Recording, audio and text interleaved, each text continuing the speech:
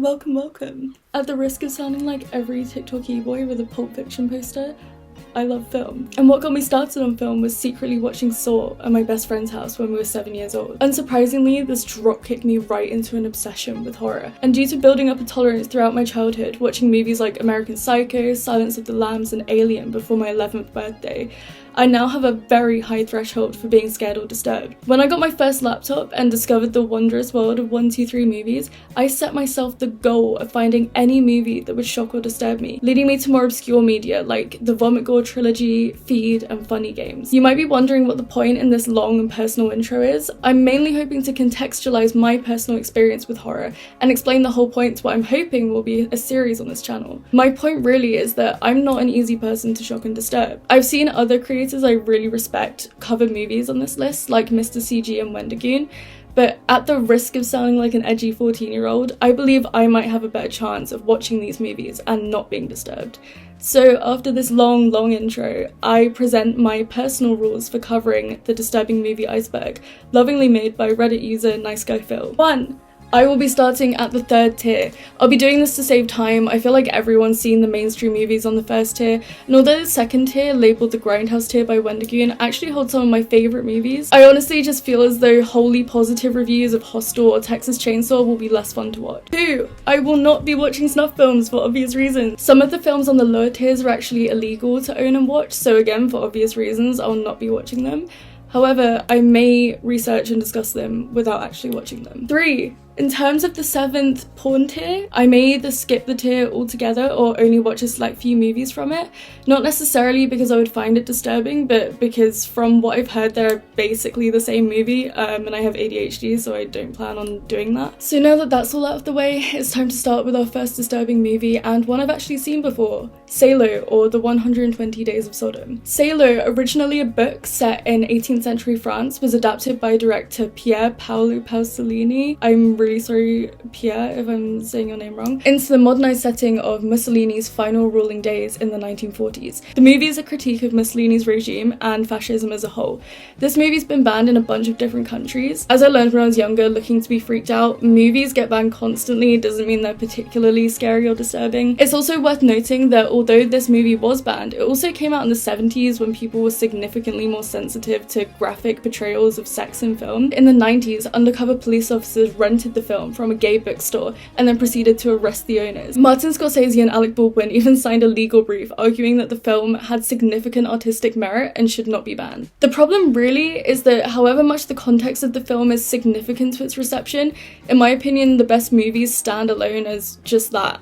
Good movies. I watched this film for the first time in 2017 and I gave it a whopping 1.5 stars. I'm gonna go ahead and give a quick trigger warning. This movie depicts rape, pedophilia and abuse, so if you're sensitive to any of those topics, please reconsider watching this video and the movie, because I'm going to be discussing those themes. Jesus Christ, this movie was hard to find. Salò came out in 1975 and depicts these powerful fascist war criminals in Italy who, after the Second World War, decide to subject young boys and girls to all kinds of torture for 120 days before they're arrested. The movie starts and you see these young boys and girls being taken by guards away from their homes and families, and we see older aristocratic men marrying each other's young daughters in order to bind their fates together. We see somewhat uncomfortable scenes of boys and girls being forced to strip in front of the aristocrats, so as for the aristocrats to choose their favourites. The aristocrats explain to the teenagers that the rules they use will govern their lives, such as daily meetings in the Hall of Orgies, where aristocrats and teenagers will be expected to tell erotic stories for the purposes of getting the aristocrats off.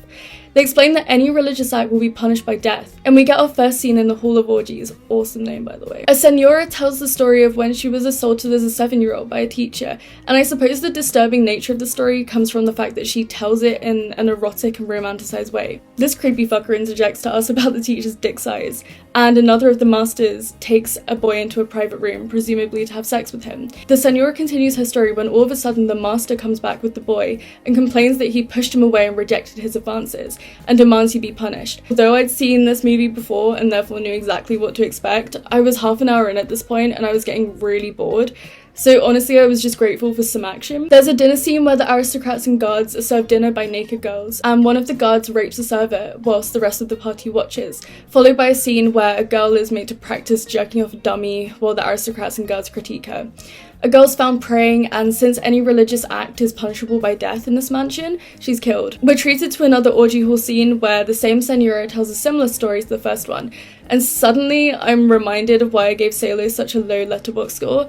I find it so fucking boring. If you've seen the movie, you might notice I start skipping over various details, but that's just because I want to get to the bit where I give my opinion. Another Hall of Orgies scene, followed by the teenagers being walked naked like dogs. Anyway, we're about halfway through the movie now. A master feeds one of the girls cake with nails in it, not even gonna ask how the character didn't notice before eating it. And here we are yet again in the Hall of Orgies. I can't believe I have to watch another hour of this movie. In this scene, we begin to see how worn down some of the teenagers are, which is sad to see, I suppose. A master and senora talk about their mothers, and one girl starts crying as she misses her own. A master's excited by this, and there's no nice way of saying this, forces her to eat his shit.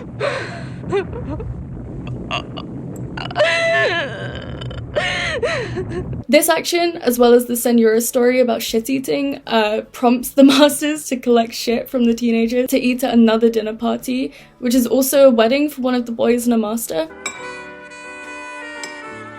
Another orgy hall scene, the masters hold a Rear of the Year competition and decide whoever has the best ass will be killed. Sojo wins, but like lol pranked, they don't actually kill him. Instead, they just say that they plan to kill him 1,000 times mentally. We're getting to the end of the film now. There's a mass wedding between the masters and the teenagers, and we get a sex scene between the bishop and his new husband. We see that the teenagers are now completely worn down by their time in the mansion, which results in them informing on each other. A boy tells one of the masters that a girl's been hiding a photograph from home. To avoid punishment, she snitches on 2 girls who have been having sex. Those girls tell on one of the boys who's been sneaking out, and he's killed. Finally, the teenagers are chosen to either be tortured and killed or spared, with the hope of returning home, so long as they collaborate with the aristocrats. The film ends with a long scene depicting graphic torture of those who were chosen to be killed, and the pianist who played the piano in every orgy scene commits suicide. So the movie ends, and I'm just glad it's over. I might get some film bros complaining that I'm missing the point with the repetitive nature of the movie, that the point is that with each orgy hall scene, the actions of the aristocrats gets progressively more debauched and degenerate. But in response, I'd simply say that a repetitive motif with very little progression to the actual story or the characters therein is not a good bit of kino, mate. I'm not, nor have I ever been the type of person to be impressed or disturbed by movies that aim to shock as much as possible. I simply don't think it's clever. Midsommar, one of my favourite movies, may have a graphic and uncomfortable sex scene, but the scene comes after a detailed character development and incredible storytelling. I'm not shocked or impressed by the sexual violence in Salò because I have no investment in the story. I know this was actually a deliberate choice. Pasolini is quoted as saying he intended to present the teenagers with no backstory or real character in order to highlight the commodification of the human body. However, I'm gonna say it again, being very deliberate with something does not a good bit of kino make. I understand why Pasolini made the choices he made, but I simply can't fuck with the execution. I will touch on a few things I found interesting about the movie though. I thought it was a clever touch for the teenagers to smile and demonstrate basic niceties when they first meet the men, which makes for a good contrast with the horror we know they'll face. It does also make the degradation in their will to live more effective. We do definitely see the teenagers get more and more broken down over the course of the movie, leading to their sort of desperate survival mode near the end when they start telling on each other. There's even a pretty jovial mood when the men first meet the boys, which allows for a good contrast again and lets us know how innocent the teenagers are. I did think it was a positive that the movie makes a point of torturing both boys and girls. I have my own personal issues with movies where the horror comes from gross torture porn in which women are tortured or sexually violated. I found this movie pretty egalitarian, with both men and women being depicted as victims and perpetrators. I've seen a lot of intrigue surrounding this movie, such as a debate as to whether or not it's a true story, spoiler, it's not, and whether it's illegal to watch, again, it's not. My only issue with this is that I feel like this kind of intrigue swirls around a number of disturbing movies, leading to a lot of people who haven't seen the movie building it up as some 5-hour snuff extravaganza when in reality it's just people eating some fake poo and some decent gore effects. Was it disturbing? I can certainly see how it could be for an audience in the 1970s, especially given the graphic sexual nature of scenes and the scenes showing gay and lesbian sex. However, as a viewer in 2021 with an extremely strong stomach, I just can't find myself shocked or disturbed by what I'm seeing. I can see someone with a lower tolerance for exploitation being very disturbed by this film, but I fucked up that part of my brain when I watched The Human Centipede at like age 10. I have bumped up my rating to a 2.5 star, and I would recommend this movie to anyone that enjoys more obscure or art house media. However, I wouldn't recommend it to the average person simply because I think it's pretty boring. That was the first movie of the disturbing movie Iceberg series. Hopefully you'll come on this ride with me. But yeah, thank you so much for watching. If you've seen this movie, or if you want to see this movie, then talk to me about it in the comments or something, and fucking smash that like button. Yeah. Bye! Oh, my ring fell off. Bye!